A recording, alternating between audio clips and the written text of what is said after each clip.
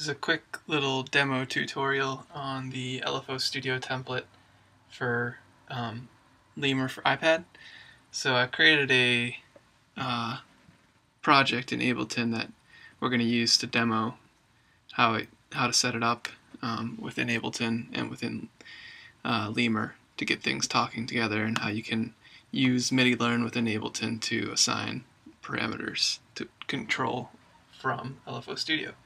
So if I look in live preferences, you can see I have daemon input 3 coming in from the Lemur to control parameters, and daemon output 3 I'm sending clock, which is required because LFO Studio synchronizes to MIDI clock. So if I go ahead and close that and play, this is what it sounds like with nothing happening.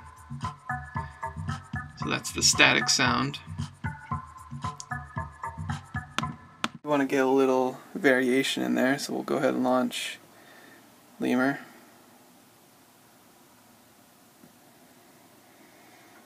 I'm going to load the Breakpoint LFO Studio project, and you can see my MIDI targets are set up correctly.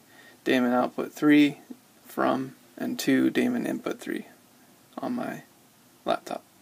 So I hit done, and you can see the general overview of LFO Studio.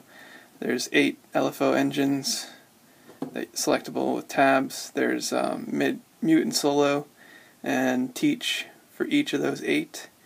There is a breakpoint object that you can use to draw LFO shapes. There's range objects that you can use to limit the loop length of the LFO and to limit the range that the output MIDI is going to fit into, and also the amount. Up here we've got channels, so I leave it on channel 1 for this demonstration. Each tab has its own CC number, so you can see as I go through right now they're sending 22, starting at 22. Offset is the offset from the number of points in the breakpoint. When you start the transport, the offset's going to move where the playback is happening.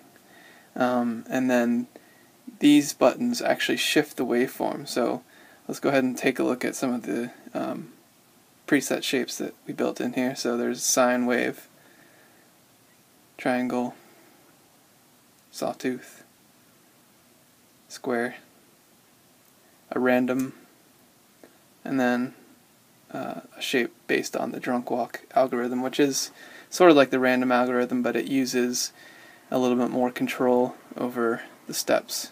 And then reset button will reset everything to a flat line. So when I hit play in Ableton, you should see right here the little metronome LED starting to tick.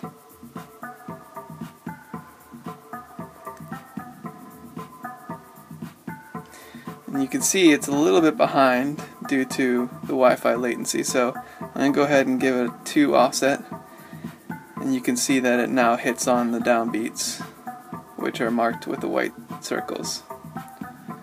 So I'm going to solo 1, stop playback again, and then in Ableton I'm going to go ahead and go into MIDI mode, MIDI assignment mode, click on one of the controls that I want to control, and hit teach. And you can see the mapping has been created. So just to demo that, now if I get out and start over again, you can see there's cutoff pickup. So let's do this, and you can hear the synth line is being affected because we mapped it to the cutoff parameter. So let's change the range of what it's going to be affecting here to be a smaller amount.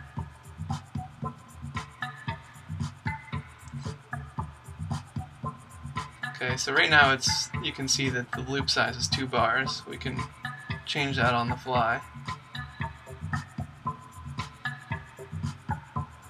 And you can also change the loop size.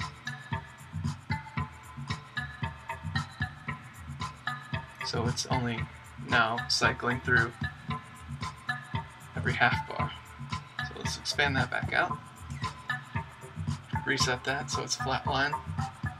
And then move this back to 2 bars. Okay, so now we're going to demo the record button, which actually uses the accelerometer to record automation into the LFO Studio. So I'm going to go ahead and start that.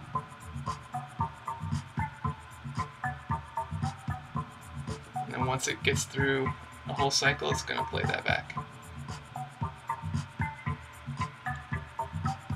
Reset that. And here's another fun trick you can do. If you take the envelope down to 0, or take the loop length down to 0, you'll see the record button switches to live button, and now the iPad is continuously sending MIDI CC data based off the accelerometer.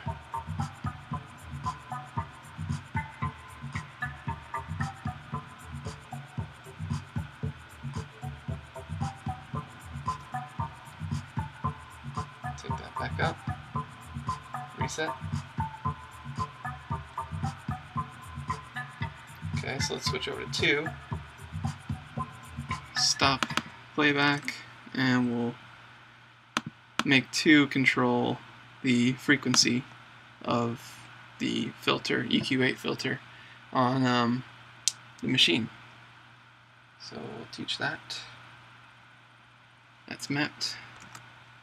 Get back out. Let's do a sawtooth there. We'll do that every 4 bars. So if we hit play,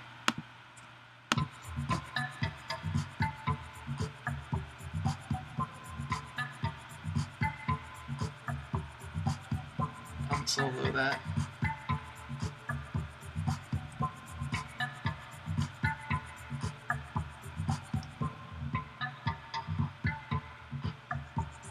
There you go. Now it's starting to work. Let's switch it to 1 bar.